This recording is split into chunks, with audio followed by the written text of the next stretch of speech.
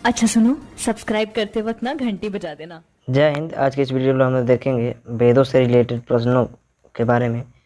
तो ये है हमारा चैप्टर फर्स्ट और चैप्टर सेकंड भी आएगा।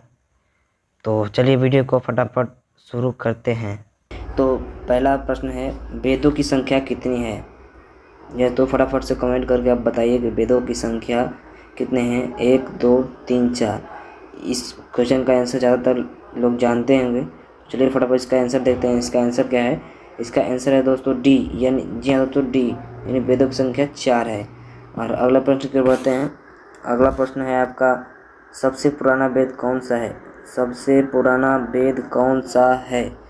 तो इसका राइट आंसर देखने से पहले जल्दी से कमेंट करके बताइए, और जिनको नहीं पता है वो थोड़ा इंतज़ार कर लीजिए। और चलिए तो इसका आंसर देखते हैं दोस्तों। इसका जो राइट आंसर होगा दोस्तों वो होगा इसका ए, यानी ऋग्वेद। जो सबसे पुराना वेद है वो ऋग्वेद है।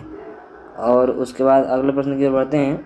अगले प्रश्न की ओर से बढ़ने से पहले बता दें, अगर आप हमारे चैनल पर नए हैं तो चैनल को सब्सक्राइब कर लीजिए, तो बेल आइकन को दबा लीजिए, ताकि डेली का जो है आपको अपडेट मिलता रहेगा।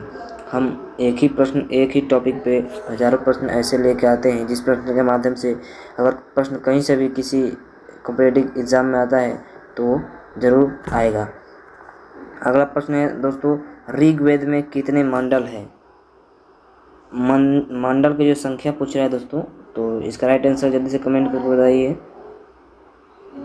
तो इसका राइट आंसर देखते हैं क्या है। इसका राइट आंसर होगा दोस्तों बी, यानी 10। ऋग्वेद में जो मंडल होते हैं उनकी संख्या होती है 10। और उसके बाद देखते हैं अगला प्रश्न। अगला प्रश्न है, गायत्री मंत्र का उल्लेख किस वेद में किया है? वेद में है। जी दोस्तों, गायत्री मंत्र आप लोगों ने सुना होगा, गायत्री मंत्र। तो गायत्री मंत्र का जो उल्लेख है किस वेद में किया गया है, इसका राइट आंसर देखते हैं दोस्तों क्या है। इसका राइट आंसर होगा ए, यानी ऋग्वेद। ऋग्वेद सबसे पुराना वेद है, उसमें गायत्री मंत्र का उल्लेख है। और अगला प्रश्न की ओर बढ़ते हैं। अगला प्रश्न है, गायत्री मंत्र का उल्लेख ऋग्वेद में किस मंडल में है? जी दोस्तों, अभी हम लोगों ने देखा था कि ऋग्वेद में 10 मंडल हैं। अब 10 मंडलों में से जो गायत्री मंत्र का उल्लेख है वो किस मंडल में किया गया है? एक पहले मंडल में, दूसरे मंडल में, तीसरे या चौथे मंडल में? तो इसका राइट आंसर देखते हैं दोस्तों। इसका राइट आंसर जो होगा सी, यानी 3। तो तीसरा मंडल है दोस्तों, जो इसका राइट आंसर होगा, तीसरे मंडल में इसका उल्लेख किया गया है। और अगले प्रश्न की ओर बढ़ते हैं। अगला प्रश्न आपका है, ऋग्वेद में सबसे पवित्र नदी किसे कहा गया है? ऋग्वेद में सबसे पवित्र नदी किसे कहा गया है? तो जो लोग जानते हैं उन लोगों को अगले प्रश्न का इंतजार करें, और जो नहीं जानते हैं उनके लिए बता दें। ऋग्वेद में जो है गंगा, यमुना, सरस्वती और ब्रह्मपुत्र, ये 4 नदियों का ऑप्शन है। इसमें से आप लोगों को बताना है राइट आंसर क्या होगा। तो इसका आंसर देख लेते हैं दोस्तों क्या है। इसका आंसर है सी, यानी सरस्वती। जो सरस्वती नदी है दोस्तों, उसका ऋग्वेद में वर्णन किया गया है, सरस्वती नदी। और अगले क्वेश्चन की ओर बढ़ेंगे हम लोग। सबसे नया वेद कौन सा है? यानी ऋग्वेद, सामवेद, यजुर्वेद और अथर्ववेद, 4 वेद होते हैं। चारों में से जो सबसे नया वेद है दोस्तों वो कौन सा है? बहुत लोग जानते होंगे, फिलहाल हमें भी नहीं पता है। तो चलिए आंसर को देखते हैं। आंसर है डी, अथर्ववेद। अथर्ववेद दोस्तों है सबसे जो है नया वेद है, यानी सबसे पुराना वेद यजुर्वेद, उसके बाद ऋग्वेद, फिर यजुर्वेद, फिर सामवेद, तब अथर्ववेद। उसके बाद अगला क्वेश्चन देखते हैं। वैदिक काल में राजा जनता से जो कर वसूला करता था उसे क्या कहते थे?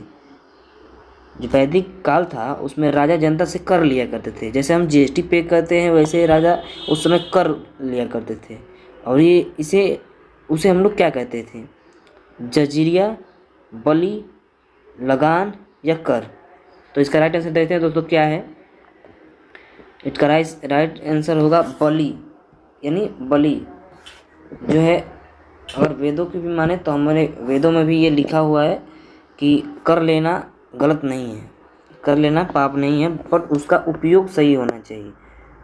जो राजा थे बहुत सारे ऐसे राजा थे चंद्रगुप्त पृथ्वीराज चौहान के वक्त पे जो कि कर लेके उसका दुरुपयोग करते थे। अगला प्रश्न है दोस्तों, सत्यमेव जयते कहाँ से लिया गया है?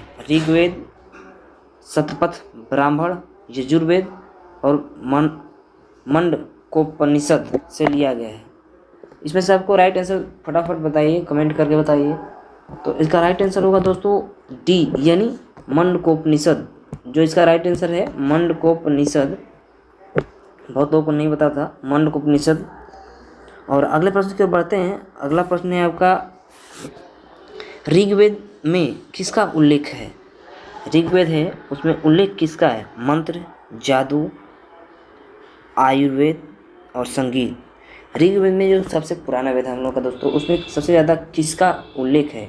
तो इसका राइट आंसर देखते हैं। तो चलिए फटाफट इसका आंसर को हम देखते हैं, आंसर क्या है। इसका राइट आंसर है दोस्तों ये ए नंबर यानी मंत्र। ऋग्वेद मंत्रों का वेद भी कहा जाता है। तो इसका राइट आंसर है ए। और उसके बाद चलिए अगले प्रश्न की ओर बढ़ते हैं। अगला प्रश्न है हमारा, ऋग्वेद में कुल रचनाओं मंत्रों की संख्या है। इसका ऑप्शन है ए 10,000, बी 15,000, 10,500, सी 11,600, डी 10,600। तो फटाफट से कमेंट करके बताइए इसका जो राइट आंसर होगा दोस्तों क्या होगा। तो इसका राइट आंसर होगा दोस्तों डी यानी 10,600। 10,600 इसका राइट आंसर होगा। और अगले प्रश्न की ओर बढ़ते हैं। अगला प्रश्न है, सामवेद में किसका उल्लेख है? मंत्र, जादू और आयुर्वेद। तो पहला ऑप्शन जो है इसमें तो ऋग्वेद में मंत्र का उल्लेख है, तो ये तो हो नहीं सकता। जादू, आयुर्वेद और संगीत तीनों में से कोई होगा। तो इसका राइट आंसर फटाफट से हम लोग देखते हैं क्या है। इसका राइट आंसर दोस्तों देखने से पहले जल्दी से कमेंट करके बताइए अगर पता है तो। इसका राइट आंसर का तो डी संगीत यानी सामवेद में क्या है? संगीत है। तो इससे आप लोग याद भी कर सकते हैं कि ऋग्वेद जो है, ऋग्वेद में क्या है? मंत्र का उल्लेख है। यानी जो ऋग्वेद में मंत्र का उल्लेख है दोस्तों वो है, तो मंत्र जो ऋषि मुनि जो मंत्र क्या करते थे उसका उल्लेख है। और सामवेद जो है यानी सामवेद और संगीत, तो दोनों का जो मैच कर रहा है इसको आप अच्छे से याद कर लीजिएगा, इसको छोड़ना नहीं चाहिए। क्योंकि सामवेद में किसका उल्लेख है? तो मंत्र तो भैया ऋग्वेद का है, बचा जादू और आयुर्वेद और संगीत। अगर दूसरा भी ऑप्शन होता है तो आपको स से सामवेद, स से संगीत पता होना चाहिए। अगले प्रश्न की ओर बढ़ते हैं। अगला प्रश्न है, भारत संगीत का जनक किस वेद को कहा जाता है? अब हम लोगों ने तो सुना था ऋग्वेद तो हो नहीं सकता, क्योंकि ऋग्वेद क्या है? ऋग्वेद मंत्र है। यानी ऋग्वेद क्या है भैया? मंत्र है। और बचा कौन? बचा हमारा सामवेद, यजुर्वेद, अथर्ववेद। तो सामवेद किससे कनेक्ट है? सामवेद संगीत से कनेक्ट है। बट देखते हैं आंसर क्या है। इसका राइट आंसर दोस्तों जो होगा, इसको जल्दी से आप लोग कमेंट करके बताइए अगर पता है तो, नहीं तो हम तो बताएंगे ही। इसका राइट आंसर होगा दोस्तों बी यानी सामवेद। भारत का संगीत को जनक किसी वेद को कहा जाता है? यानी जब सामवेद है, यानी सामवेद हमने आपको बताया था कि सामवेद और संगीत दोनों एक ही, मतलब सामवेद में संगीत का वर्णन किया गया है। तो आपको इससे ये जानकारी याद रखनी है कि भारत का जो, इससे एक और क्वेश्चन बना है, भारत में संगीत का जनक किस वेद को कहा जाता है? यानी सामवेद को। यानी संगीत से रिलेटेड कोई भी वेद में प्रश्न आए तो आप समझिए कि ये सामवेद से पूछ रहा है। तो इसको आपको कहीं नहीं छोड़ना है। और अगले प्रश्न की ओर बढ़ते हैं। अगला प्रश्न है दोस्तों, यजुर्वेद में किसका उल्लेख है? मंत्र, कर्मकांड, आयुर्वेद और संगीत। तो संगीत मंत्र तो है, मंत्र ये हम लोग का ऋग्वेद में है, और संगीत है हम लोग का जो ऑप्शन डी है, और संगीत हम लोग का सामवेद में है। बचा कर्मकांड और आयुर्वेद। तो इसका राइट आंसर फटाफट से कमेंट करके बताइए दोस्तों। और अगर आपको नहीं पता है तो हम तो बताएंगे। तो चलिए देखते हैं इसका राइट आंसर क्या है। इसका राइट आंसर बी यानी कर्मकांड। जो कर्मकांड है दोस्तों वो यजुर्वेद में है। यजुर्वेद में कर्मकांड का उल्लेख किया गया है। और इसको ठीक लगा लेते हैं। अगले प्रश्न की ओर बढ़ते हैं दोस्तों। अगला प्रश्न है, अथर्ववेद में किसका उल्लेख है? यानी कर्मकांड तो यजुर्वेद में हो गया, मंत्र तो हो गया किसमें?